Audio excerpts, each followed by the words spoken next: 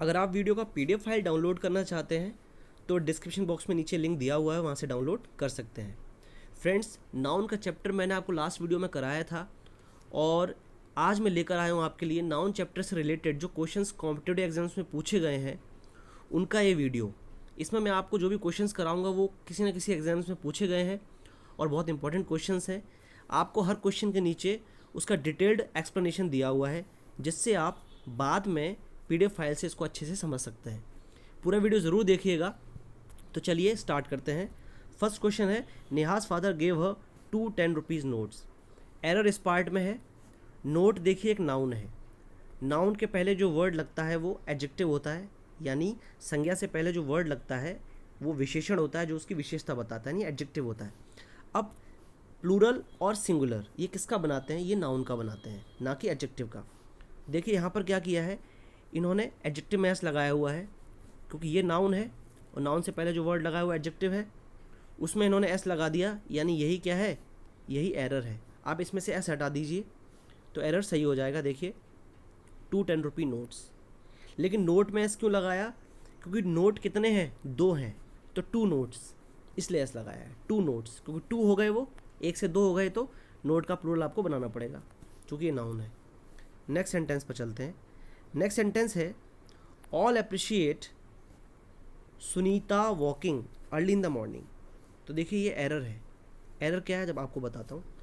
देखिए जब कभी भी जिरंड आता है तो आप जिरंड के पहले पॉजिटिव केस लगाएंगे, अगर केस लग रहा है उसमें तो। अब यहाँ पर देखिए सभी अप्रिशिएट करते हैं, मतलब प्रशंसा करते हैं सुनीता के वॉकिंग की अर्ली इन द मॉर्निंग। तो सुनीता की वॉकिंग की तारीफ करते हैं, सुनीता की वॉकिंग की, तो की लग रहा है, यानी ये सेंटेंस पॉजिटिव है।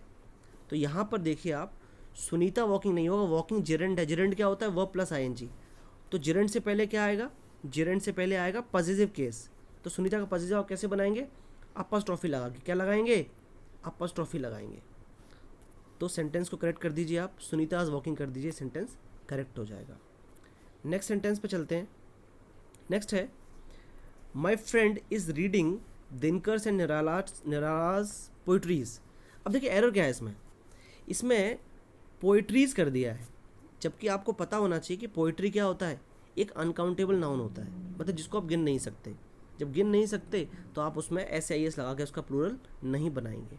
आप इसको क्या कर दीजिए, सिंपली आप इसको पोइट्री कर दीजिए और सेंटेंस करेक्ट हो जाएगा। आगे चलते हैं। My friend went to Mumbai and spoke to Govinda's the actor's secretary. यहाँ पर आपको ध्यान देना है, नाउन इन एपोजिशन के बारे में मैंने आपको नाउन चैप्टर में बताया था। नाउन इन एपोजिशन क्या होता है, ज़रा एक बार फिर से बता देता हूँ। सेंटेंस में जो वर्ड नाउन के बारे में कुछ बताता है, किसके बारे में? नाउन के बारे में। जैसे देखिए ये नाउन है गोविंदा। ओके, गोविंदा क्या है? The actor. गोविंदा एक्टर है, तो द एक्टर क्या हो गया? द एक्टर हो गया नाउन इन एपोजिशन, और ये क्या है? नाउन। तो हम रूल में देख लेते हैं, नाउन इन एपोजिशन के साथ अपॉस्ट्रोफी लगाया जाता है, ना कि उसके नाउन के साथ। अपॉस्ट्रोफी किस में लगेगा? नाउन इन एपोजिशन में लगेगा, ना कि नाउन में। यही इसमें एरर है। तो आप नाउन से अपॉस्ट्रोफी हटा दीजिए और नाउन इन एपोजिशन में लगी रहने दीजिए, सेंटेंस सही हो जाएगा। Govinda the actor's secretary. Next sentence देखते हैं, number 5। She does not cut paper with blade but with a scissors. देखिए सीजर्स यानी कैंची। सीजर्स क्या होता है? एक प्लूरल नाउन है, ये हमेशा प्लूरल ही रहता है। इसका अगर आपको सिंगुलर बनाना है तो आपको क्या बोलना पड़ेगा? A pair of scissors. तो जब ये हमेशा प्लूरल रहता है तो इसके आगे आप आ कैसे लगा सकते हैं? ए, क्योंकि ए और एन किसके आगे लगता है? जो काउंटेबल होते हैं, जिनको आप गिन सकते हो, जिनका सिंगुलर और प्लूरल बन जाता है। लेकिन चूंकि सीजर्स जो हो पहले से ही प्लूरल है तो आप उसके आगे ए नहीं लगाएंगे। तो करेक्ट करने के लिए क्या बोलेंगे आप इसको बोलेंगे विद सीजर्स या with a pair of scissors. अगर 2 कैंची हैं तो 2 pairs of scissors, 2 pairs, 3 pairs of scissors, इस तरीके से। नंबर 6 देखते हैं। नंबर 6 क्या है? I went to the field and found that the cart's wheel was broken. अब देखिए अपॉस्ट्रोफी का रूल कहता है कि कभी भी नॉन लिविंग बीइंग के साथ अपॉस्ट्रोफी का प्रयोग नहीं किया जाता, बल्कि ऑफ लगाकर वाक्य बनाया जाता है। नॉन लिविंग बीइंग क्या होती है? जिनमें जान नहीं होती। यहाँ पर देखिए व्हील, पहिया भी क्या है? नॉन लिविंग बीइंग है। और कार्ट भी क्या है? गाड़ी भी, लकड़ी की जो गाड़ी होती है, घोड़ा गाड़ी होती है, वो भी क्या है?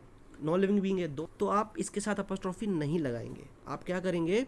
आप इसको ऑफ लगा के बनाएंगे, तो द कार्ड्स व्हील की जगह आपको बोलना पड़ेगा the wheel of card, sentence correct हो जाएगा। आगे देखते हैं, Santosh is going to Stephen Hawkins the scientist country. ये भी नाउन इन अपोजिशन का केस है। देखिए मैंने आपको बताया था कि अपोस्ट्रोफी किस में लगेगा, नाउन इन अपोजिशन में लगेगा, ना कि नाउन में। यहाँ पर स्टीफन हॉकिंग जो है वो नाउन है, लेकिन वो कौन है, वो साइंटिस्ट हैं, तो ये वर्ड बता रहा है इस वर्ड के बारे में, तो ये है नाउन इन अपोजिशन, इसमें लगेगा अपोस्ट्रोफी, ना कि इसमें। तो आप नाउन से अपोस्ट्रोफी हटा दीजिए, ये वाला अपोस्ट्रोफी हटा दीजिए और केवल अपोस्ट्रोफी रहने दीजिए नाउन इन अपोजिशन में, सेंटेंस करेक्ट हो जाएगा। जैसे Stephen Hawking the scientist country. Sentence number 8 कहता है Rohit Sharma has scored more than 5000 run. अब देखिए रन्स नाउन है, नाउन के पहले जो वर्ड लगा है वो उसकी विशेषता बता रहे हैं, नहीं वो एडजेक्टिव है, विशेषण है। तो मैंने आपको अभी बताया था कि एडजेक्टिव में आप एस नहीं लगाएंगे, उसका प्लूरल नहीं बनाएंगे। 5000 कर दीजिए, इसको करेक्ट हो जाएगा ये। आगे देखते हैं number 9, there was no money in Ritu's and Shilpi's joint account. अब देखिए कभी भी आप ध्यान देंगे इस तरीके के सेंटेंस, जब दो अलग अलग नाउन किसी एक ही बात की तरफ इशारा करें, देखिए जब दोनों शब्द किसी एक ही नाउन की तरफ संकेत करें तो फिर दोनों में अपॉस्ट्रोफी नहीं लगाया जाता, बल्कि केवल आखिरी वाले शब्द में अपॉस्ट्रोफी लगाया जाता है। यहाँ ऋतु तथा शिल्पी का बैंक अकाउंट एक ही है। मतलब देखिए ऋतु और शिल्पी का अकाउंट तो एक ही है ना, तो दोनों में अलग अलग अपॉस्ट्रोफी नहीं लगाई जाएगी, केवल लास्ट वाले में अपॉस्ट्रोफी लगा दीजिए, क्योंकि दोनों एक ही चीज़ दोनों के लिए बिलोंग करती है। अकाउंट तो शिल्पी का भी वही अकाउंट है, ऋतु का भी वही अकाउंट है, क्योंकि जॉइंट अकाउंट है। तो दोनों की चीज़ तो एक ही जिसकी तरफ वो इशारा कर रहे हैं, तो फिर दोनों में अलग अलग अपॉस्ट्रोफी नहीं लगेगा, केवल लास्ट वाले में लगेगा। तो करेक्ट सेंटेंस क्या होगा, करेक्ट सेंटेंस ऐसे होगा ऋतु एंड शिल्पीज जॉइंट अकाउंट। नीचे एक और एग्जांपल दिया हुआ है कि अगर दोनों के अकाउंट अलग अलग होते हैं तब क्या करेंगे, तो देखिए there was no money in Ritu's and Shilpi's bank accounts. अब देखिए अकाउंट्स बोला है इसको क्योंकि प्लूरल हो गया, ऋतु का अकाउंट अलग है, शिल्पी का अलग है, तो अकाउंट्स हो गया। आगे देखते हैं नंबर 10। नंबर 10 कहता है थाउजेंड ऑफ रुपीज़ व स्पेंड बाय हिम। देखिए जब अनिश्चित संख्या का बोध हो, जैसे हज़ारों, सैकड़ों, लाखों, तब इन शब्दों का प्रयोग प्लूरल में किया जाता है।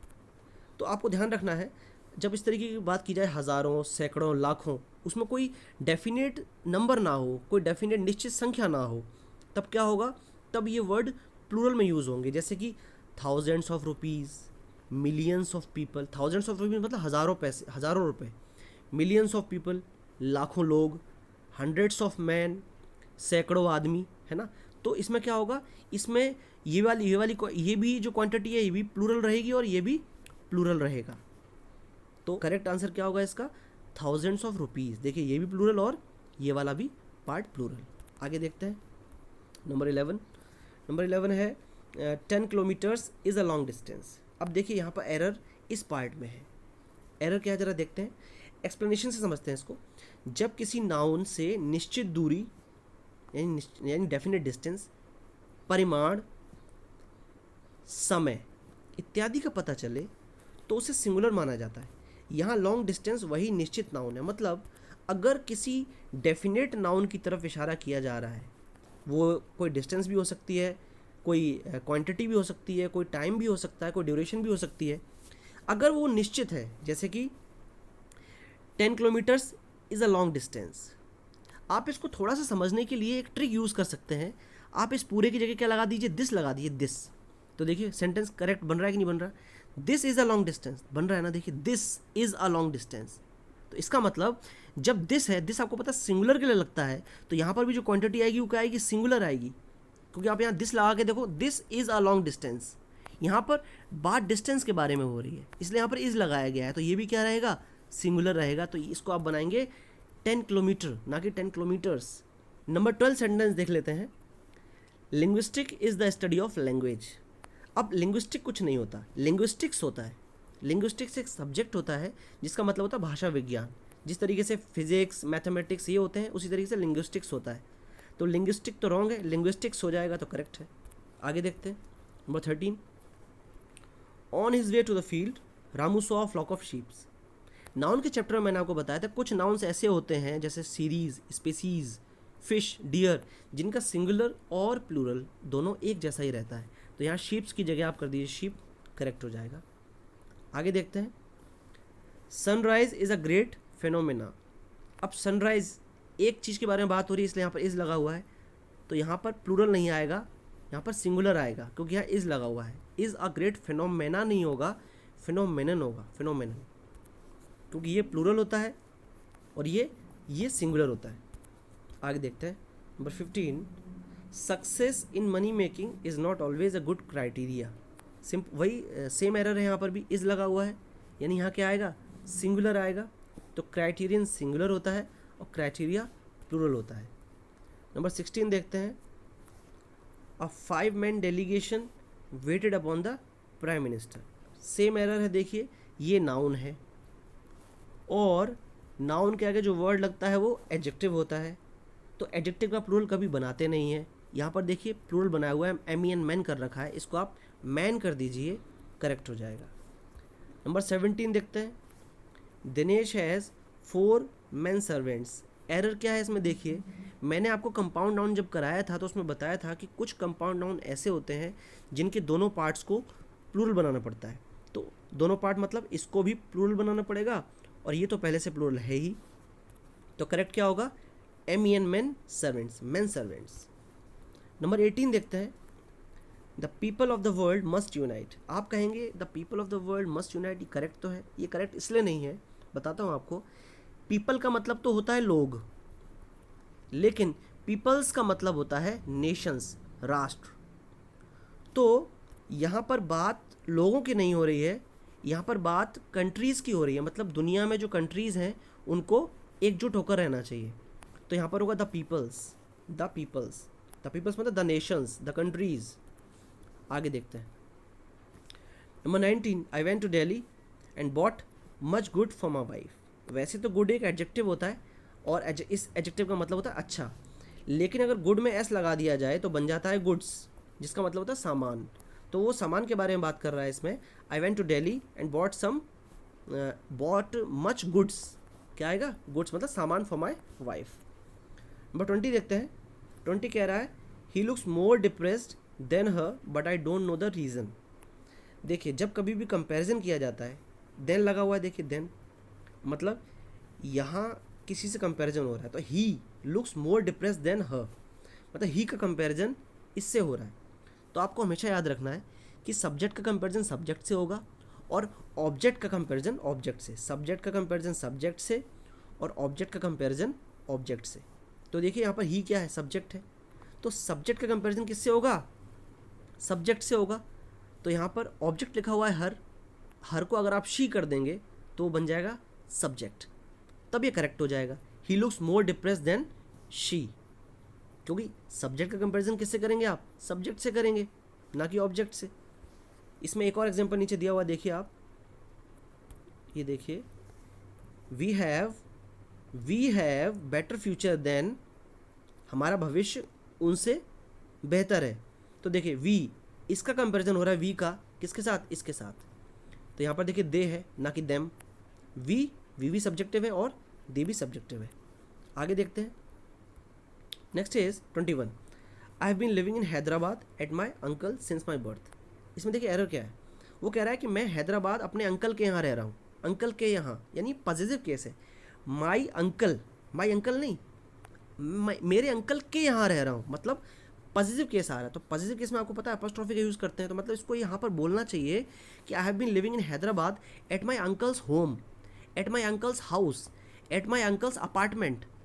तो देखिए आप नीचे एक एग्जाम्पल लिखा हुआ है रेड कलर से, देखिए आप इसको पढ़िए एक बार, I am going to barber shop, I am going to barber shop, मैं बार्बर की शॉप पर जा रहा हूँ। आप इसको शॉर्ट में ऐसे भी बोल सकते हैं, I am going to barber's, मतलब आप अपॉस्ट्रोफी के बाद जो नाउन आ रहा है उस नाउन को आप वहाँ से हटा सकते हैं, तो वही यहाँ पर करना है आपको। देखिए I have been living in Hyderabad at my uncle's house, तो हाउस को हटा दीजिए आप, क्या बच गया, एट माई अंकल्स बच गया, तो ये सेंटेंस करेक्ट हो जाएगा। मतलब आप अंकल की जगह अंकल्स कर देंगे तो ये सेंटेंस करेक्ट हो जाएगा, और आप एट माई अंकल्स हाउस भी कर सकते हैं, एट माई अंकल्स होम भी कर सकते हैं। आगे देखते हैं 22 कहता है, one of my friend is working in that company, मतलब दोस्तों में, कई सारे दोस्तों में से मेरा एक दोस्त उस कंपनी में काम करता है ना, काम कर रहा है। तो इसमें एरर देखिए क्या होता है, आपको याद रखना है कि ये वन ऑफ के बाद हमेशा क्या आएगा, प्लूरल आएगा। जैसे ये वन ऑफ लिखा हुआ है, देखिए वन ऑफ, तो इसके बाद जो यहाँ पर जो वर्ड आएगा नाउन या प्रोनाउन, वो क्या आएगा, प्लूरल आएगा, ना कि सिंगुलर। तो देखिए किस तरीके से बनेगा, one of my friends, one of the boys, one of the girls, ये आपको याद रखना है। 23 देखते हैं, ये है in today meeting we must first discuss the problems. इसमें एरर देखिए क्या है, इन टुडे मीटिंग नहीं होता, इन टुडेज मीटिंग होगा, या फिर ऐसे भी बोल सकते हैं in the meeting of today. Noun के चैप्टर में मैंने आपको बताया था इन टुडेज मीटिंग होता है, इन टुडेज मीटिंग, या फिर अगर आप अपॉस्ट्रोफी नहीं लगाना चाहते आपको बोलना पड़ेगा in the meeting of today. आगे देखते हैं 24, the vacancy was filled by mister Sharma whom the manager said should be promoted। ये हु और whom का केस है, इसमें कन्फ्यूजन बहुत ज़्यादा होता है, तो चलो इसको ध्यान से समझते हैं। देखिए आपको पता होना चाहिए कि जो हु है वो सब्जेक्ट की जगह पर आता है, मतलब सब्जेक्ट का रोल प्ले करता है, और जो whom है वो ऑब्जेक्ट की तरह काम करता है। तो आप ऐसे कह सकते हो कि हु सब्जेक्ट बन सकता है और whom ऑब्जेक्ट बन सकता है। अब इस तरीके के सेंटेंस जहाँ पर हु या whom आता है, वहाँ पर आप कैसे पता करेंगे कब whom लगाया जाए और कब हु लगाया जाए।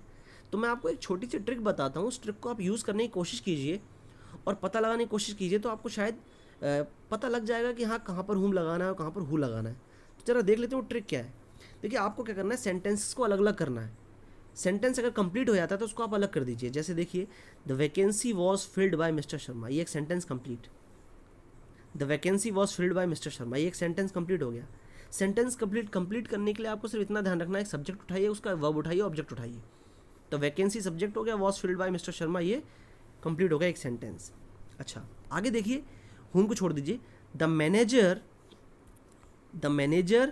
सेड, द मैनेजर सब्जेक्ट हो गया और ये वर्ब हो गया, ये सेंटेंस भी कंप्लीट हो गया। अब देखिए आगे बच गया अधूरा सा सेंटेंस, शुड बी प्रमोटेड। अब शुड मॉडल है और मॉडल से पहले आपको पता है क्या आता है, सब्जेक्ट आता है ना। तो देखिए शुड बी प्रमोटेड, तो इसका सब्जेक्ट गायब है, सब्जेक्ट पहले आता है, ये गायब है। तो आप ऐसे देखिए, आप यहाँ पर लगा सकते हो he should be promoted, we should be promoted, है ना, she should be promoted, I should be promoted. ये सारे क्या सब्जेक्टिव केस हैं। इसका मतलब शुड से पहले क्या आएगा, कोई सब्जेक्टिव केस आएगा, जबकि उन्होंने पहले से क्या लगाया हुआ है, हुम लगाया हुआ है, जो कि ऑब्जेक्टिव केस है। तो आपको यहाँ क्या लगाना है, आपको लगाना है सब्जेक्टिव केस। तो ये कैसे बनेगा, the vacancy was filled by mister Sharma who the manager said should be promoted. यानी ये हु किसके लिए आ रहा है, ये यहाँ के लिए आ रहा है, जिसको कि यहाँ लगाया गया है। तो देखिए सेंटेंस करेक्ट कैसे होगा, अब हुम की जगह हु लगा दीजिए और सेंटेंस करेक्ट हो जाएगा। आगे देखते हैं, a large number of her classmate called for the hospital when she was there. आपको याद रखना है a large number of, a number of, इनके बाद क्या आएगा, प्लूरल नाउन आएगा। तो देखिए a large number of her classmate नहीं होगा, क्लासमेट्स होगा, मतलब भारी संख्या में क्लासमेट्स। आगे देखते हैं 26, I went to temple with my parents, my aunts and my cousin sisters. आपको याद रखना है कि कज़न ब्रदर और कज़न सिस्टर ये नहीं होते, आपको सिर्फ बोलना है कज़न या कज़न्स। सिंगुलर होगा कज़न और प्लूरल होगा कज़न्स। 27 देखते हैं, the astronomer who predicts the future has arrived. अब देखिए फ्यूचर प्रेडिक्ट मतलब भविष्य बताने वाला, इसमें बात हो रही है भविष्य बताने की, तो भविष्य एस्ट्रोनॉमर नहीं बताता। एस्ट्रोनॉमर होता कौन है, ये खगोल विज्ञानी होता है, इसके बारे में यहाँ बात नहीं हो रही है। यहाँ बात हो रही है कि द डैश, ऐसे मानिए यहाँ पर कुछ नहीं, द डैश हु प्रेडिक्ट्स मतलब जो भविष्यवाणी करता है फ्यूचर की, हैज़ अराइव्ड आ गया है। इसका मतलब बात किसकी हो रही है, भविष्यवक्ता की हो रही है। और भविष्यवक्ता किसको कहते हैं, एस्ट्रोलॉजर को कहते हैं, ना कि एस्ट्रोनॉमर को। ये इसमें एरर है। 28 देखते हैं, speakers after speakers came on the stage.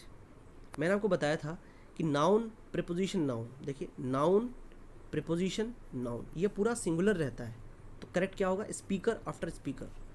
आगे देखते हैं 29, he acted not as per my advice but somebody else. इसमें एरर क्या है, इसमें एरर है कि ही एक्टेड मतलब उसने कोई एक्शन लिया not as per my advice, मतलब मेरी एडवाइस पर नहीं बल्कि समबडी एल्स, मतलब किसी और की एडवाइस पर। तो देखिए माई एडवाइस, यहाँ पर है माई एडवाइस, तो यहाँ पर पॉजिटिव केस का इस्तेमाल हो रहा है, मतलब यहाँ पर भी कोई पॉजिटिव केस लग रहा होगा। कैसे, मतलब बोल रहा है कि मेरी एडवाइस, ना कि नॉट माई एडवाइस बल्कि किसी और की एडवाइस, मतलब समबडी एल्स एडवाइस। तो मैंने आपको बताया था अपॉस्ट्रोफी के बाद जो नाउन आता है आप उसको हटा सकते हैं। इसमें आपको क्या करना है कि समबडी एल्स को ऐसा नहीं छोड़ना है, आपको बोला समबडी एल्स एडवाइस, तो एडवाइस को हटा देंगे तो क्या बचेगा, केवल समबडी एल्स बचेगा। और मैंने आपको बताया था कि जो ये नाउन, ये इंडेफिनिट प्रोनाउन होते हैं, जो समबडी, समवन, इस तरीके के जो वर्ड्स होते हैं, नोबडी, एनीबडी, इनमें अगर बाद में एल्स लग जाएगा तो अपॉस्ट्रोफी आप एल्स के बाद लगाएंगे। ये मैंने आपको नाउन के चैप्टर में बताया था। आगे देखते हैं, 30 को देख लेते हैं। ये सेम वही हु और हुम वाला केस है। The women whom called you is my friend। 31 है the women who you called is my friend। अब देखिए इसमें कैसे पता लगाएंगे किस में who आएगा किस में whom आएगा। देखिए इसमें who आएगा इसमें whom आएगा, लेकिन कैसे पता करेंगे ये ज़रा देख लेते हैं। देखिए the women is my friend, ये एक अलग sentence, the women is my friend, the women is my friend, मतलब ये सब्जेक्ट है और यहाँ पर ये इसका सेंटेंस कंप्लीट हो रहा है, इज़ माई फ्रेंड, यानी इसके बारे में बात हो रही है। अब देखिए कॉल्ड यू, कॉल्ड वर्ब है तो वर्ब से पहले क्या आएगा, सब्जेक्ट आएगा। जैसे आई कॉल्ड यू, मान लीजिए यहाँ पर हुम नहीं है, हुम की जगह आप रखिए I called you, she called you, he called you. अब ये क्या है, आई, शी, ही, ये क्या है, सब्जेक्टिव केस है।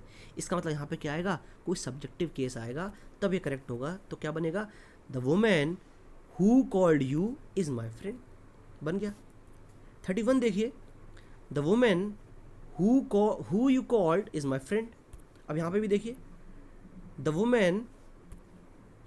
वुमेन और ये इसको इससे कनेक्ट किया, the women is my friend. अब बीच वाला सेंटेंस बच गया, हु यू कॉल्ड। तो देखिए इसमें यू क्या है, सब्जेक्ट है, और सब्जेक्ट के बाद ये क्या है, वर्ब है। जब ये सब्जेक्ट है ये वर्ब है तो ये सेंटेंस भी कंप्लीट हो गया और ये वाला सेंटेंस भी कंप्लीट हो गया, the women is my friend, ये सेंटेंस भी कंप्लीट, यू कॉल्ड ये भी कंप्लीट, ये बच गया। जब ये अकेला बच गया, इसके पास अपना कोई वर्ब नहीं है, तो ये किस में जाएगा, ऑब्जेक्टिव केस में जाएगा। तो ये हु की जगह क्या होगा, हुम होगा, तो ये सेंटेंस करेक्ट हो जाएगा। अगर अभी भी कोई कन्फ्यूजन रह गया है तो आप कमेंट बॉक्स में मुझसे पूछ सकते हैं। और प्लीज़ इस वीडियो को देखने से पहले आप नाउन का जो मैंने पिछला वीडियो डाला हुआ है नाउन चैप्टर का, आप उसको ज़रूर देखें। आई बटन पे क्लिक करिए, वहाँ पर आपको नाउन का वीडियो मिल जाएगा, वहाँ से आप देख सकते हैं। वीडियो कैसा लगा प्लीज़ ज़रूर बताइएगा, शेयर ज़रूर करिएगा। मिलता हूँ आपसे नेक्स्ट वीडियो में। Thank you very much.